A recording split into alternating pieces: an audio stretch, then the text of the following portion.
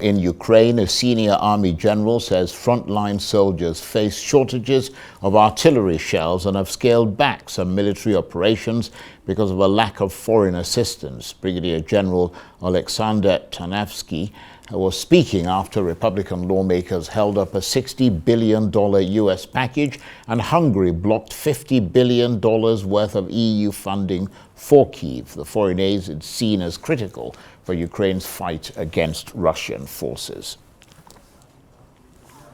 Well, for all this, let's speak now with Arise's Eastern European Affairs analyst, Dr. Marek, who is monitoring developments from London. Good to see you, Dr. Laskiewicz. So Ukraine admitting that shortages in artillery and ammunition will continue as doubts remain over funding from its international allies. Kyiv, I understand, also making plans to increase its domestic military production. In fact, we're hearing that the ammunition is so short and the situation so bad that they have to limit their fire in what is clearly a war of artillery. I mean, what light can you shed on that?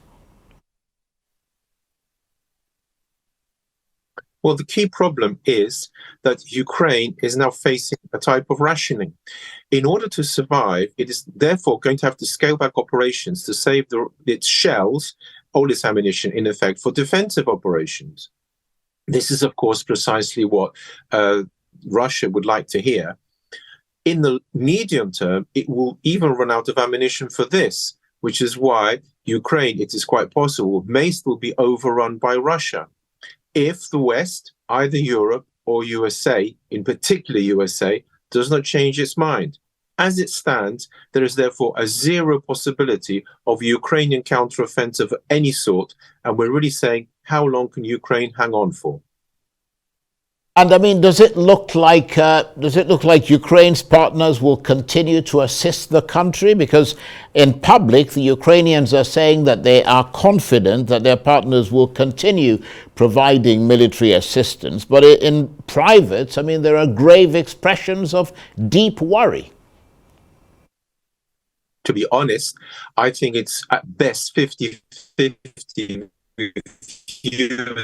they will continue, because Ukraine failed to address, there's no, how can I put it, way of finishing the conflict, no proposals. And this, with America, with this experience of Vietnam, it certainly doesn't like. There's no exit strategy from the war, to use an Americanism. Number two, it has not tackled the corruption, and there's a question hinging about the democratic elections. In short, until and unless Ukraine addresses all the issues which the Americans talk about of relevance to it, because obviously Ukraine could do nothing about the immigration issue about southern USA, but if it could address all those other points, I believe it could secure funding. However, this is most unlikely because President Zelensky has never changed his mind about what he considers to be the only acceptable outcome, namely that Russia cedes all the territory. At least he's dropped the idea of Putin being a war criminal formally brought on charges. But even so, this is so unlikely to succeed as an exit strategy that therefore, and he is unlikely to change his mind, that therefore it is at best 50-50 that Ukraine will receive the funding from USA.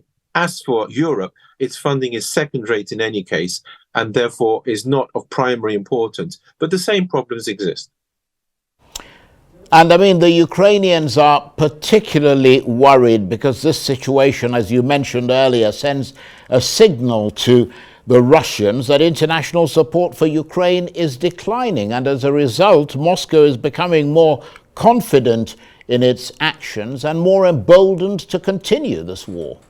Oh, absolutely. It can go further than that. Ukraine might well soon have to consider giving up its salient, which it now has on the other side of the river, and it might consider scaling back not just operations, but how to conduct its defensive war. But for Russia, it is getting better and better. Not only did President Putin make a trip abroad, but he's getting ammunition from North Korea and, of course, from Iran. There is also, of course, the secret support from other places like China. So therefore, emboldened is indeed the term. It is entirely possible that he could militarily still overrun Ukraine.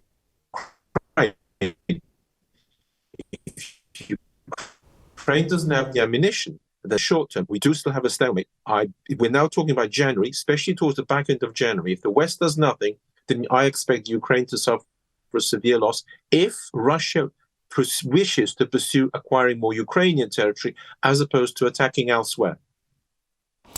And just very briefly, I mean, you mentioned that, I think, a moment ago, but we kind of lost your audio. Beyond the feeling that Moscow has that victory, feeling that victory is very close, I mean, what can you tell us about what is actually happening in the war? I mean, is there a stalemate as winter closes in? I think I just barely heard you mention the word stalemate. Yes, what happens is in the short term, this stalemate will continue. However, in the medium term, should Russia attack full force, then it may well break through and therefore conquer Ukraine, or at least conquer a more substantial swathe of Ukraine territory. It hinges on what President Putin's plan is, whether to acquire more Ukrainian territory or whether to attack elsewhere. What is clear is in the medium term, without any aid from the West, there is no possibility of Ukrainian counteroffensive, and this gives Putin a very free hand indeed.